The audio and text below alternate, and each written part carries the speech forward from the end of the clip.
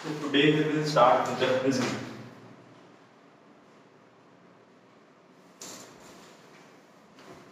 Prism जो है वो सबने देखा हुआ है ना, ऐसे ट्रायंगल शेप का ग्लास मटेरियल का बना हुआ है ना। इसका ये वाला जो एंगल है इसको हम एंगल ऑफ प्रिज्म बोलते हैं, एंगल ऑफ प्रिज्म। तो मैं आपसे पूछ रहा हूँ सबसे पहले कि आपके अकॉर्डिंग आपको क्या लगता है प्रिज्म ऐसे क्या काम है, द यूज ऑफ प्रिज्म, हम इसको किस काम के लिए यूज करते हैं? लाइट को रेस को डिलीट करने के लिए, ओके। और भी कुछ काम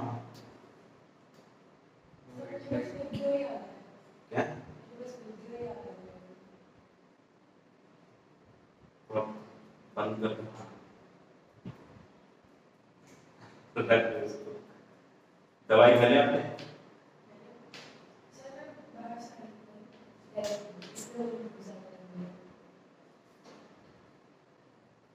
तो stop in the middle of the class, ठीक है, अभी रख दो इसको। सो जो ये प्रिज्म है, ठीक है, इसके दो काम हैं। एक तो ये लाइट को डेविएट कर सकता है, यानी कि अगर आपको लाइट को बेंड करना है तो उसके लिए आप प्रिज्म यूज कर सकते हैं। दूसरा, अगर आपको लाइट को डिस्पर्स करना है, मींस व्हाइट लाइट को कलर में ब्रेक करना है 7 कलर से, तो आप प्रिज्म का यूज कर सकते हो। तो सबसे पहले हम डेविएशन की बात करेंगे, है ना। तो दो पार्ट हैं प्रिज्म के, एक है डेविएशन और एक है डिस्पर्जन। डिस्पर्जन का मतलब 7 कलर्स में ब्रेक हो जाता है, राइट। सो लाइट रे मान लो यहाँ से एंटर कर रही है और इधर दोनों सरफेस पे रिफ्रैक्शन हो रहा है। ये इसका नॉर्मल हो गया, इस सरफेस का, ये सरफेस का नॉर्मल हो गया। एक बात याद रखिएगा, एंगल ऑफ प्रिज्म जो है वो किसको बोलेंगे? अगर इन दो सरफेसेस पे रिफ्रैक्शन हो रहा है तो इन दोनों सरफेसेस का बीच का जो एंगल होगा वो होगा एंगल ऑफ प्रिज्म, है ना। ऐसा नहीं है कि भाई रिफ्रैक्शन इन दो सरफेसेस पे हो रहा है और आप इसको एंगल ऑफ प्रिज्म बोल दो, ऐसा नहीं होगा। जिन दो सरफेसेस पे हो रहा है रिफ्रैक्शन, उन सरफेसेस का बीच का angle, that is angle of prism. इसको हम बोलेंगे incident ray, this is angle of incidence.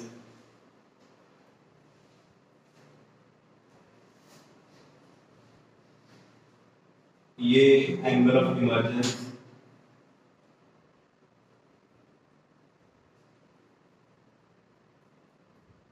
This is emergent रे,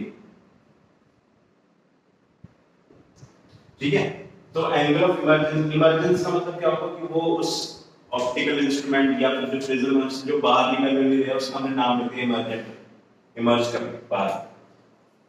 ये वाला एंगल हो गया R1, ये वाला हो गया R2, ठीक है। तो सबसे पहले डेविएशन की अगर बात करें, डेविएशन का मतलब होता है एंगल रोटेटेड बाय द रे during passing of the optical instrument. यानी ऑप्टिकल इंस्ट्रूमेंट का मतलब है कोई भी ऐसी चीज जो लाइट रे के साथ इंटरेक्ट कर रही है, आप उसको ऑप्टिकल इंस्ट्रूमेंट बोल सकते हो। प्रिज्म को भी आप ऑप्टिकल इंस्ट्रूमेंट बोल सकते हो। तो डेविएशन का मतलब है bending of light, bending of light from its initial direction, या और the angle of bending of light from its initial direction of incident ray। Incident raise है जब वो ऑप्टिकल इंस्ट्रूमेंट से बाहर निकली, रिफ्रैक्शन वगैरह वो सब करने के बाद वो कितना बेंड हो चुकी है उसी को हम डेविएशन बोलते हैं। तो अगर हम डायग्राम में देखें, सही रूप से देखेंगे, इधर ये इनिशियली रे इस तरीके से जा रही थी इस डायरेक्शन में, ठीक है। अब फाइनली जब वो इस प्रिज्म से बाहर निकली तो इस डायरेक्शन में जा रही है ना, इसको भी हम डायरेक्ट एक्सटेंड कर देंगे। तो ये रे ऐसे जा रही थी और फाइनली वो ऐसे जा रही है, तो ये कितना एंगल बेंड हो गई है, इसी को हम डेविएशन एंगल बोलते हैं और इसको हम डेल्टा से रिप्रेजेंट करते हैं। This is angle of deviation.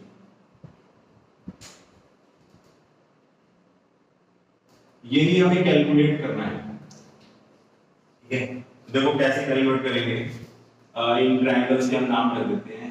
ये तो ए हो गया, ये बी, ये सी, ये डी और ये ई। इधर देखिए थोड़ा सा उसकी ज्योमेट्री लग रही है। In triangle B E D, triangle B E D का मतलब है ये बी हो गया, ये ई हो गया और ये डी हो गया। इस बी ई डी ट्रायंगल में हमें प्रॉपर्टी लगा है एक्सटीरियर एंगल प्रॉपर्टी।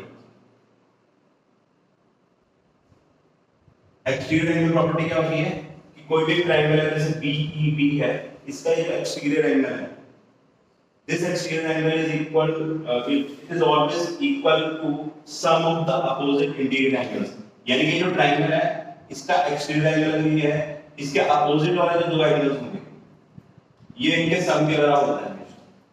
ये मैथमेटिक्स में ज्योमेट्री में प्रॉपर्टीज में पढ़ते हैं ट्रायंगल्स में, ठीक है। तो exterior angle is equal to sum of opposite interior angles.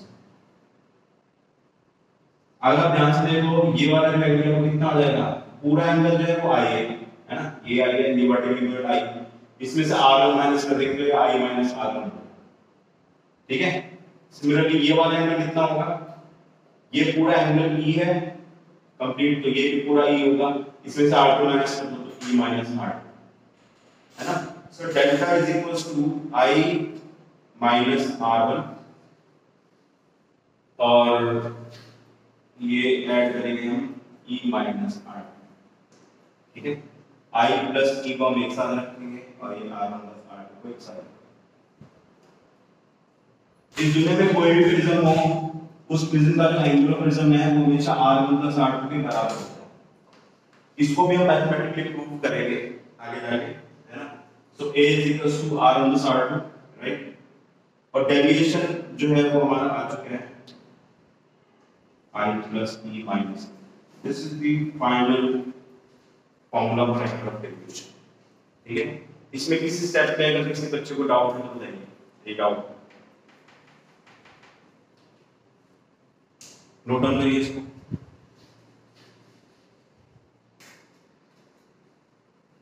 अब देखिए A जो है वो R1 प्लस R2 के बराबर कैसे होगा वो हम प्रूव कर रहे हैं। To prove A is equal to R plus R, इसके हम क्या करेंगे, इन क्वाड्रिलेटरल, ये जो क्वाड्रिलेटरल है कौन सा, A B C D, quadrilateral के जो चारों एंगल्स हैं उसका सम किसके बराबर होता है, 360, right. In quadrilateral sum of all angles is 360 degree. तो हम सारे एंगल्स का सम जो है वो लिख रहे हैं। तो कौन सा एंगल है, एंगल ए, ये वाला, plus angle A B C, है ना, ये वाला A B C, plus angle B C B, plus angle C D A, angle C D A 360 degree बराबर है, ठीक है। अब देखिए इधर देखो, यहाँ पर ये जो एंगल ए बी सी है ये 90 डिग्री होगा क्योंकि ये नॉर्मल लाइन है। Similarly angle C D A ये भी आपका 90 डिग्री के बराबर होगा, राइट, क्योंकि ये नॉर्मल है, ये डॉटेड वाली लाइन है। So angle A plus A B C is 90 degree, then B C D को ऐसे रहेगा, B C D angle CDA is 90 degree, 90 degree उधर से माइनस हो जाएगा तो हमारे पास आ जाएगा angle A plus angle BCD is equal to 180 degree. ये वही क्वेश्चन नंबर 1, ठीक है। नाउ इन ट्रायंगल BCD किसी एक ट्रायंगल के सभी एंगल्स का सम 180 डिग्री होता है ना। So sum of all angles of triangle is 180 degree। So angle इसको हम बोलेंगे एंगल, अच्छा R1 है ये चीज है, तो R1 एंगल, ये वाला एंगल R1 प्लस ये वाला angle R2 plus angle BCD, इन तीनों का सम 180 डिग्री के बराबर होना चाहिए। So R1 plus R2 is equals to BCD की वैल्यू डालनी है।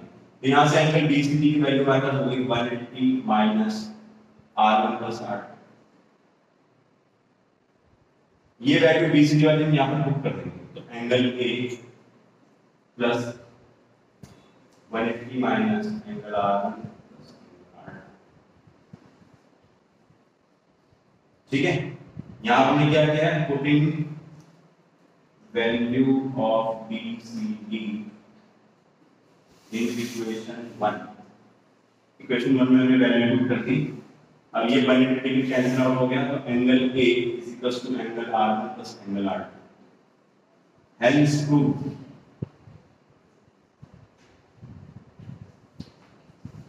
देखो होगा कि हमेशा ऐसा ही होगा, चाहे दुनिया का कोई भी प्रिज्म हो।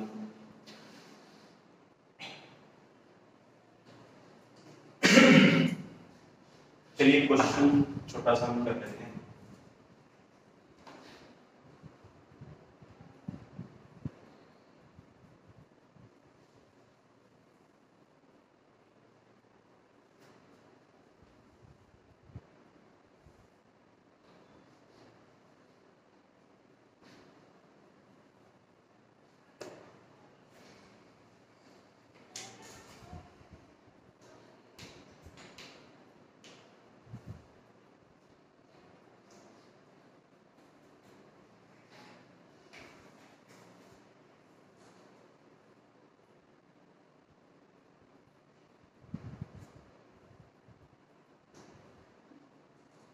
Find angle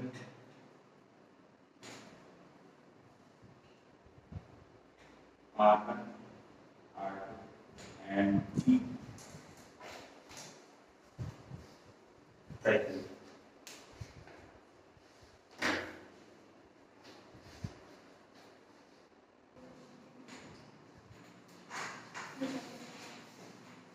R2 कितने बच्चों का निकल गया? R2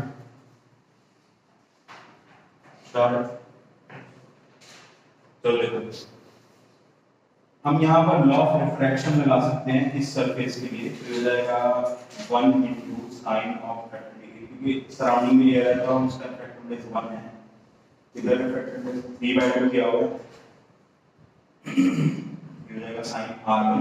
ठीक है, तो इसको आप सॉल्व करो। sin 30 डिग्री हाफ, ये इधर मतलब हो जाएगा 2/3 sin R1, कैंसिल आउट हो गया। इसका आप सॉल्व करोगे 0.33 आ रहा है।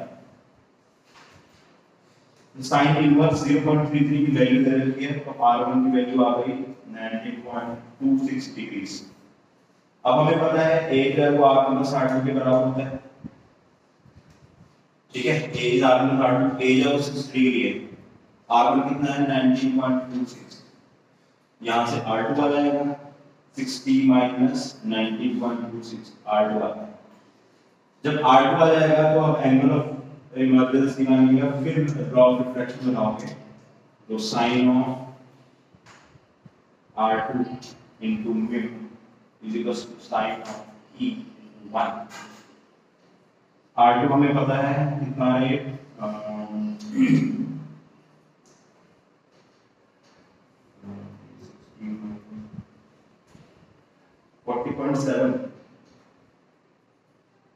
40.7 आ रहा है।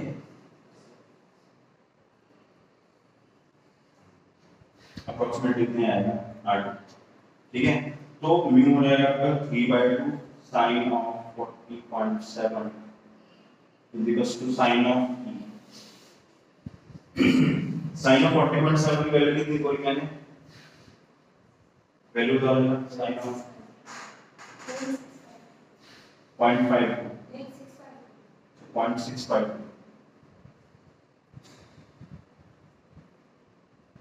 यहां से आपका साइन की आ चुका है। ठीक है, और इसको आप इस तरीके से पहले इसको आप डेसिमल प्लेस में पूरा सॉल्व करो, सिंप्लीफाई करो और फिर साइन इनवर्स करके लिखो, डायरेक्टली आंसर है ना।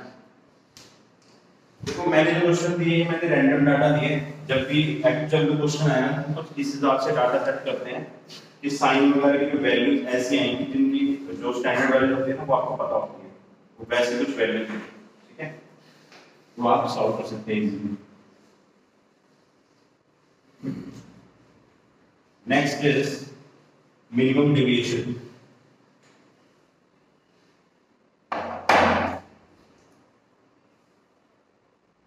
Minimum deviation is in prism.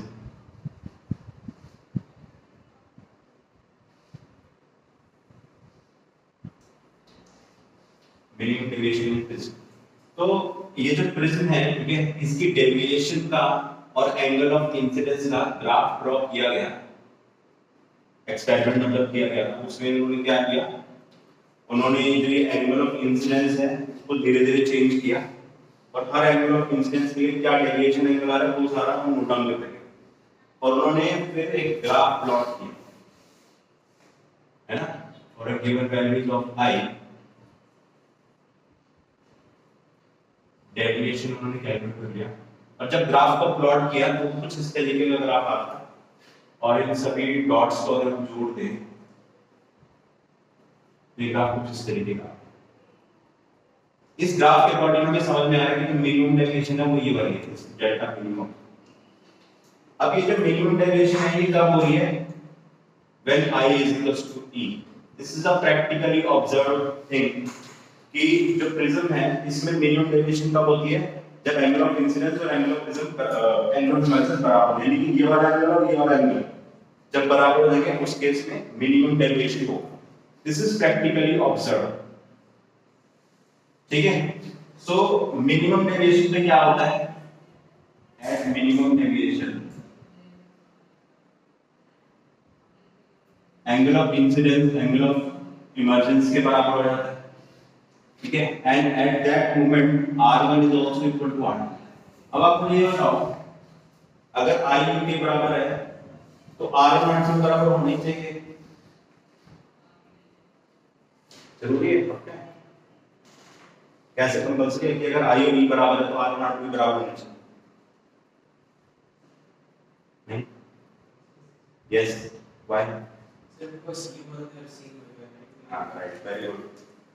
भाई रिफ्रैक्टिव इंडेक्स सेम है ना, यहाँ पर रिफ्रैक्शन हो रहा है तो एयर और प्रिज्म के बीच में रिफ्रैक्शन हो रहा है, तो ये जो पेयर ऑफ मीडियम है एयर और प्रिज्म, यहाँ पर भी कोई है, इधर एयर है इधर प्रिज्म है, दोनों पेयर सेम है, तो अगर ये वाला एंगल इसके बराबर है तो ये वाला इसके बराबर आना ही पड़ेगा लॉ ऑफ रिफ्रैक्शन के अकॉर्डिंग, ठीक है।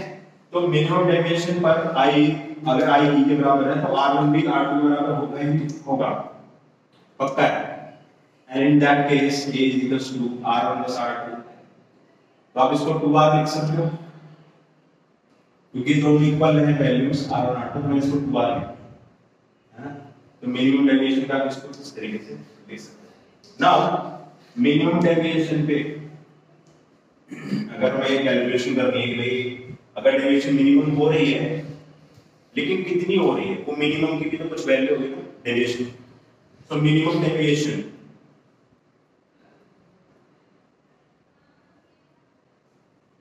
अगर डेल्टा मिनिमम है लेकिन उसकी कुछ वैल्यू होगी तो वो वैल्यू कैलकुलेट करना है।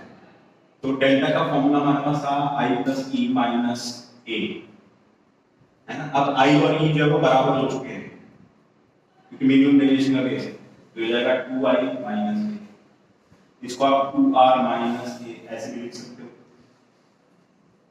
ठीक है। तो 2i और a की जगह आप लिख सकते हो 2r, है ना, a is 2r, a की जगह आप 2r लिख सकते हो, ये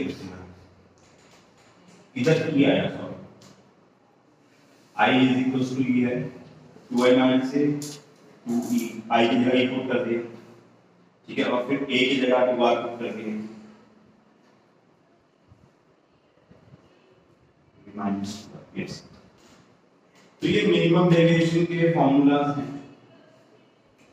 अब ऐसा नहीं कि आपको ये सारे याद करने हैं, आपको सिर्फ एक ही याद करना है, ये वाला, बाकी सारे ऑटोमेटिकली लिख सकते हो क्योंकि मिनिमम डेविएशन में i e के बराबर हो जाएगा तो ऑब्वियस लिख दो, है ना।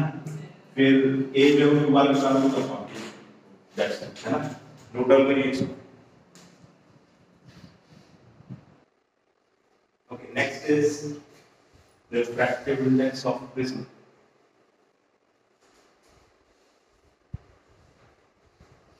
Prism deviation.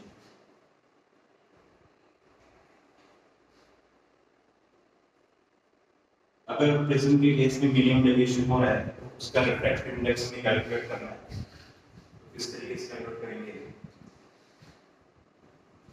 This is prism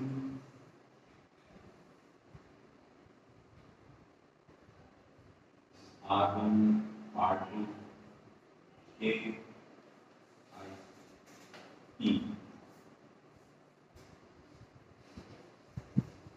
अच्छा एक चीज और लिखिए, मेरे भी दिमाग में है, जब मिनिमम डेविएशन होता है ना उस केस में ये जो प्रिज्म है इसके अंदर से पास करने वाली जो लाइन है वो हॉरिजॉन्टल है। ठीक है, तो आप क्या लिखेंगे इसमें? एक नोट बनाकर लिखेंगे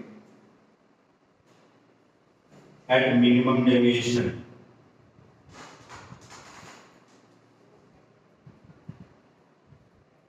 light ray inside prism becomes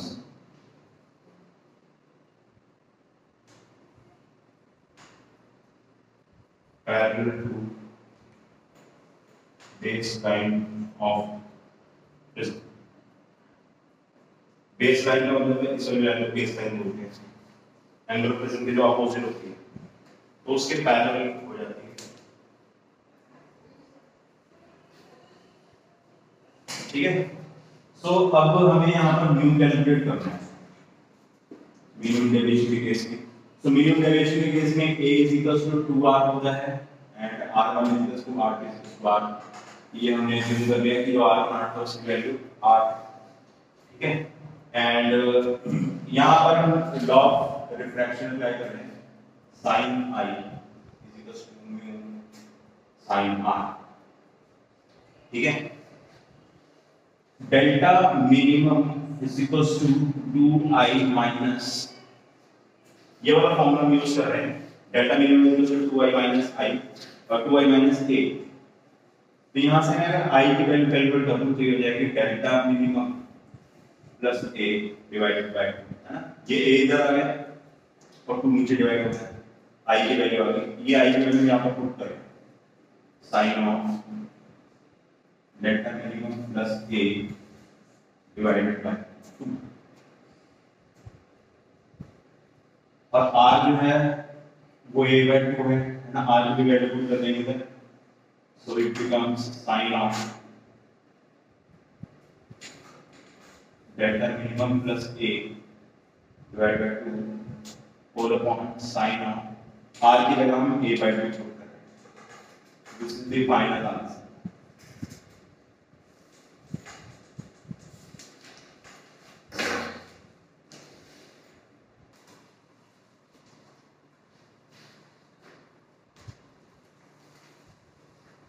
चलिए जो मैं सॉल्व कर रहा हूँ, इसमें बोला गया प्रिज्म है जिसका रिफ्रैक्टिव इंडेक्स 1.6 है, angle of minimum deviation delta minimum is equals to angle of prism, angle of prism is equals to, यानी कि मतलब एंगल ऑफ प्रिज्म निकालना है। तो अभी हमने जो फॉर्मूला किया है कि यही लगेगा इसमें, mu is equals to sine of delta minimum is a by 2 divided by sin of a by 2, ये 2a upon 2 यानी कि sin a बन गया, ये sin a को हम लिख सकते हैं 2 sin a by 2 cos a by 2 sin 2 theta का फॉर्मूला क्या दीवार देखो, ये क्वेश्चन देख लो, अरे मैं एक्सप्लेन कर दो, क्वेश्चन देख लो फिर आपको बाद में समझ में नहीं आएगा। sin a by 2 ये पूरा कैंसिल आउट हो जाएगा, तो 2 cos a by 2 is equal to 1.6, इसका डिवाइड करोगे तो 0.8 है ना, डिवाइड हो जाएगा cos a by 2, तो cos इनवर्स 0.8 ये हमारा आंसर है, लेकिन ये a by 2 का आंसर है, तो a कितना हो जाएगा, twice of this, राइट। ठीक है, नेक्स्ट वाला क्वेश्चन देखते हैं।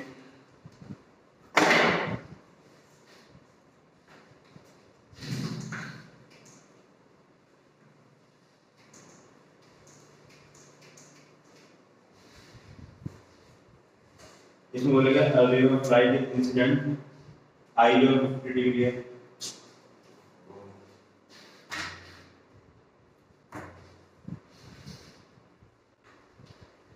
ओके, सो आई जो है वो 50 डिग्री है।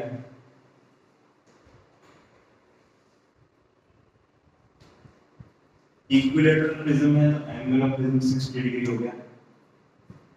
एंगल बिटवीन इमर्जेंट रे एंड द इंसिडेंट रे, देखो इमर्जेंट रे और इंसिडेंट रे के बीच में जो एंगल होता है ना वही एंगल ऑफ डेविएशन होता है।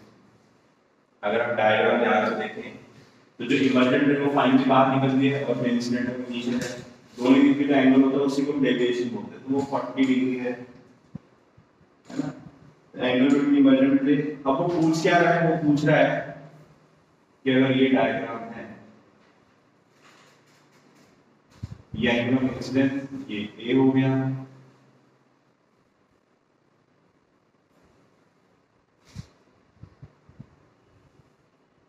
ये आपका डेविएशन एंगल हो गया, ये एंगल ऑफ इमर्शन हो गया।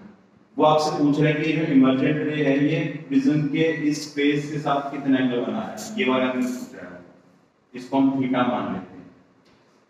तो अगर हमारा ई आ जाएगा तो थीटा भी आ जाएगा, 90 माइनस ई करके थीटा, थीटा इज 90 माइनस ई। तो हमें ई कैलकुलेट करना है ना, कैसे कैलकुलेट करेंगे, delta is equal to I plus E minus A.